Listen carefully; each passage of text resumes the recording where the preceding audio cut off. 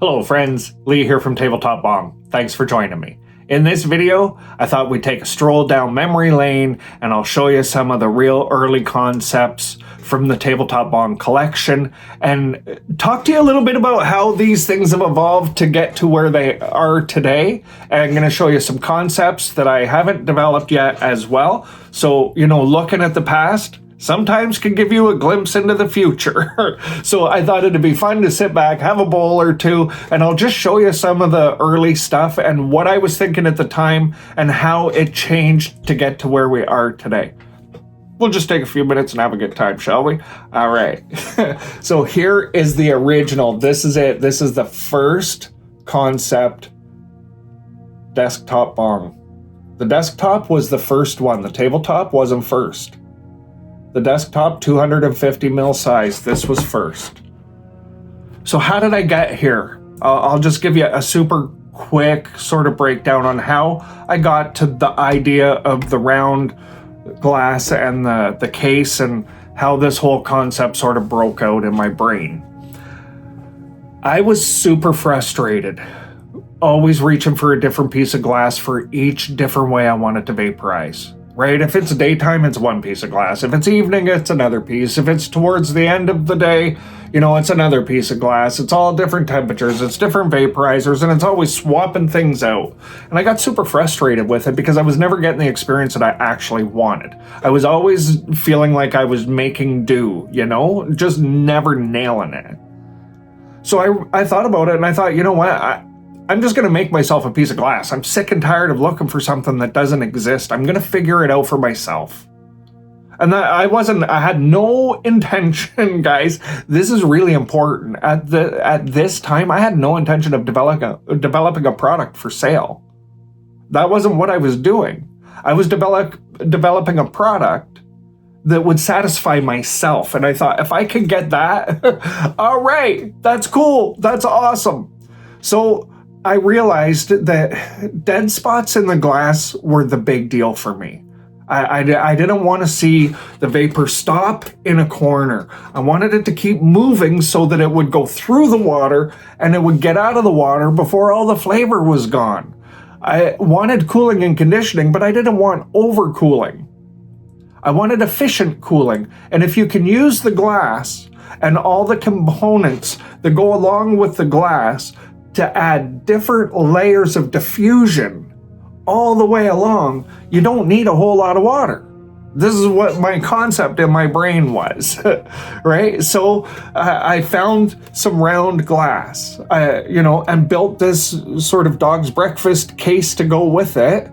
Because, round bottomed, it had to have some form of a way to stand up. So I thought, let's protect it too. Because so annoying, you get a piece of glass, knocks over, breaks, button, done, right? This is much harder to break. Not impossible, but it's much harder to break. It's stable, it stays put. So that was kind of what I wanted, and I wanted something that I could get away from, I could move back from, utilizing a whip hose so I could see what's going on inside the glass. So for instance, when I'm using a sticky brick and I have it plugged in to the glass, I'm back far enough away from it. I can use this as a tool to help my vaporization. This is the concept I have in my head. A bong should help you vaporize better. It's simple. It should just make the vaping experience much better right across the board, because it should unlock all the potential that's there that you can't get to because it hits you in the throat and it makes you choke. I just wanted to bypass all that and get the most out of every last bowl I was having. So I got to this point. And I thought, yeah, this is pretty sweet. This is sweet. This works. I was using a metal unbreakable stem in the very, very, very beginning when I had this concept first nailed down to this is just pine board and, nothing pretty here. But it worked. It worked. It satisfied me. It actually worked with all my different vaporizers much better. But it wasn't perfect. But then I started changing stems and I started getting it dialed right in. I'm like, yeah, this is it. This is it. And then I had a couple of buddies come over and they tried it and they were like, buddy, what are you doing? Why aren't you selling this? And I had already had the inclination that it worked so well that I kind of needed to share it. I needed to get it out there and let people see what was up with this. So I really sat and I thought long and hard about what I was going to do with this, you know? And I decided, you know what? This could be a dream come true if I just looked at it the right way. If I just had the kahunas to give it a go, right? If I just jumped off the ledge and took the leap of faith, it could make my dreams come true. I might fall down and land on my face too. Well, that's right. Like, that's part of it. If you're going to play the game, you have to know some people win, some people lose. And I knew that going in. So I thought, you know what, let's go. Let's try it out. So I realized if I was going to do that, because this concept wasn't out there anywhere, and I did my research, I realized I could get patents and I could actually protect this round-bottomed design being in the case like this. So I went ahead and I did that because I realized the more I use this and the more it developed beyond this now as I'm getting the patents done, and I'll show you those in just a second. But as it developed beyond this and I realized that I could turn this into something that would be very beautiful, not like this, and something that could be far more functional than the one I had developed by developing the stems further, I realized that this was really going to be a big deal for the vaping community if I could just put it all together. Right, and if I could just, those are words that a lot of people stop right there. Oh, if I could just. Well, I decided I would just. Not if I could, I would. I thought, okay, I'm going to take this and I'm going to get patents and I'm going to go to market with it and I'm going to just see. I'm going to see if I can get people to understand it, right? So I knew that I needed to take this definitely much further before that was even going to be possible. So I started to think about some other ideas. So I thought, I need a bigger unit altogether, right? I need a nice big unit. So this was my first 500 mil. Okay, so this was my 250 and then my 500. So my desktop and my tabletop. Then I had the idea of a duo. So like this. Okay, so you've got dual ports and a plug. So what you can do then is you can run 2 whip hoses to 2 different people and you can share, say a balloon or something in here. And then all you do is you just, if you're not drawing on it and the other person is, you plug your hose, right? That was my concept. So this was the duo. And again, this is the past, hasn't happened yet. So we'll just move that out of the way. But I realized that, there was a lot of potential in front of me if I just was to take the time and notice it, right? And get serious about what I'm doing and really go for it. So I developed this concept again. It's bigger, right? And you can see I'm using the acorns here. Then I realized, okay, nobody's going to want this in pine. I really didn't want it in pine. I was using pine because it was easy. I mean, at this point, I'm no woodworker, right? My son is helping me. He's far more handy. I can build a fence real good, but I can't do finished carpentry at this point in time. He's a little bit better at it, so he helped me. We had some pine kicking around. Next thing you know, this is what we have, right? So I know we need to go further if we're going to look at actually taking this to the next step. So then this right here is the very first hardwood tabletop bong that I made. This is the exact first cherry one that I made. And you'll notice the closure here is different. Now it's a screw that goes into a threaded insert into the post. So the reason I changed that at that time is I had an idea that potentially down the road in the future, I would change these wood posts out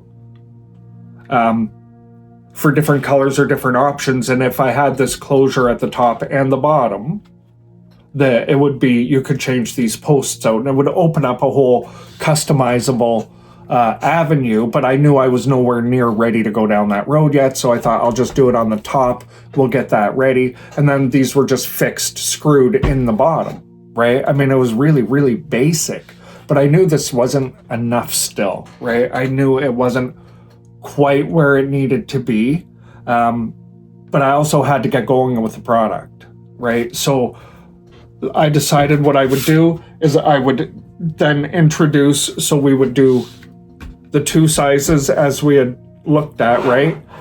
And I would do this in the two finishes of maple and cherry. So we would have the desktop size and the tabletop size available in cherry and maple, and that would get things started. These had oil finish on them. There was no urethane finish at that time. But this was the very, very beginning. This is what I started with right here, was this, right? And of course a maple tabletop bong as well. So that's where it started off. I had ditched the idea of the metal stem, and I had found a local glass blower who could make these glass stems for me. They weren't exactly what I wanted, but they were as close as I could find at the time in the concept. So I started with that, and it just didn't really pan out the way I wanted it to go. So I developed the 5-arm tree and the diagonal cut stems just to replace all that and to streamline the whole operation so I could start to take it forward. It was a bit of a challenge getting it off the ground because I had no idea how. I'm just going to be completely straight up. I had no idea how you guys were going to see these things. How were you going to see it, right? So what did I do? I did what every other brand did. I looked at influencers and thought, I need to hire influencers to use my bong to talk about how awesome it is, and then people will maybe reach out to me and I can talk to them about it, but that'll open the door.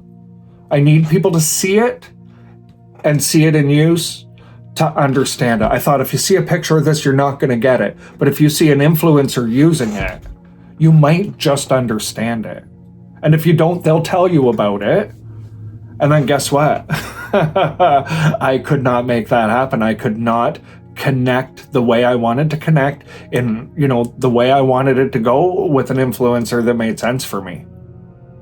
And that I thought, now I don't know what to do. I have no idea what to do.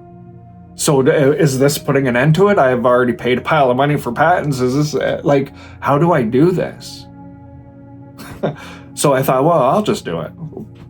Why not? If I can't get play from anybody out there, and I can't get this connected with, an influencer in a way that it'll make sense for me, well then maybe I'm too picky. Maybe I don't know, maybe it's me.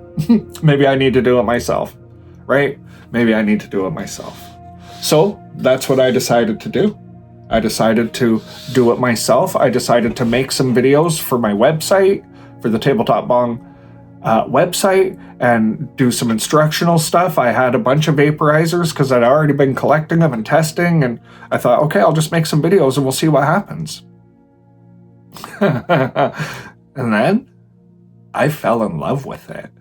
I fell in love with the entire thing that was happening. I fell in love with making these bongs, and I fell in love with creating the community and all of the positivity that could come out of what was happening with this item. I couldn't believe how much joy I was feeling while I was developing this. It was unbelievable to me. So I needed to move forward, right, and keep this thing going. So then I had the idea, quite honestly, I had an idea that I wanted to do a bunch of different colors, and eventually I wanted to do the full chakra system colors, so 7 different colors of bong. So I started playing around with different color concepts, and I really didn't get it exactly where I wanted it to be. I spent a lot of time working on it, and I haven't given up yet. But what I did do along the way was I figured out how to do black really, really well So this became this one here, and you might recognize this one from drag race episodes. I still use this case in drag race episodes, but this was the very, very first black one that I did. And once I saw what that looked like, I went to work on refining it, right? And refining it and refining it. So eventually what it comes out to look like is now like this, right? So I really put a lot of work into mastering my technique of changing the color of the wood. And then I, developed things like adding the cherry posts with the black to get us the black and tan, right? So I started to really play around with some color and changing the visual a little bit, but I couldn't quite get all the colors exactly the way I wanted. What I've been looking to do, and I'll just show you something I'm still working on, but see the vibrancy of this? This is a purple treatment done on maple, and it's really, really vibrant, right? And this is, my friends, this is the kind of thing I want to go into. After 420, I'm going to start looking at developing these colors further. I don't know how long it's going to take me. I just nailed this purple for the first time. Like I said, I was working on this way in the very beginning, so I've been working on this all the way along, but I've just got that purple nailed. So I'm going to start working on that after 420, because of course at 420 I have something new coming out for you guys as well, which is going to be really, really exciting. What else do I have here that I haven't shown you? Do I have anything? I do have a couple of other things I haven't shown you, so why don't I show you? This was a a really loose concept live edge. And then something else was like playing around with different edge designs and textures, softening the entire appearance, right, by really rounding everything out. That's another concept that's been in the background, right? So we got to all this, and we got this all rolling finally, and we got it all figured out. And then I decided I wanted to go back to the acorns, because this whole concept of these screws was so labor intensive, and it was really, really difficult to do, and it was making me a bit frustrated when I would have to build them each time. And I already had started with this original concept. So what I did, the reason I wanted to go away from this, as well as wanting to be able to change these posts out, but the original idea was I didn't like the hardware that I could get easily to create this connection. So eventually what I ended up doing when I went back to the concept of the acorns was sourcing all stainless steel components, so that you're never going to get a burr or something that will make it so that your acorn won't go on properly or anything like that, right? Like it's forever stuff. So I wanted to take it up to that level, and that's exactly what I did. So I sourced out all the stainless steel components, and that's what we've done. Switched it all into stainless steel acorns and connectors, so that we know it's flawless for life. So that's where we got to. And then of course last year we came out with the orb concept, right? The two different sizes, again, the 250 and the 500 mil. Going any larger than the 500 mil, I did play around with it, and it becomes incredibly awkward and difficult to clear. It seems like a good idea until you're using it. So the 500, as far as I can see for now, is about as far as I'm going to go. I'm going to play around with a few other things before I look at changing anything to do with the glass for the time being. The glass itself is really the center of it all, right? The round glass with the changeable stems, that's the center of it all. The rest is just, the fun stuff around it. So I'm going to stick with, obviously with the core glass that I've been using all the way along, because it was the right move right out of the gate. So that I was really grateful to find to find the concept and to put it together the way that I did. It just seemed like things fell into place for me in a way that I wouldn't have anticipated they did, and I was very, very blessed that it happened that way. So from there, quite simply, I just got involved in, doing the videos and building the community. And for those of you that don't know, it was about less than a year into the journey, I had a heart attack, and I spent some time away from the community and in the hospital. And while I was there, all I could think about was getting back to doing this and getting back to the community and getting back to building these things. I couldn't believe how it had taken over in me with such passion and excitement. It was like a rebirth for me to find this whole world like this and to be able to participate in it in this way. It's been such an absolute blessing.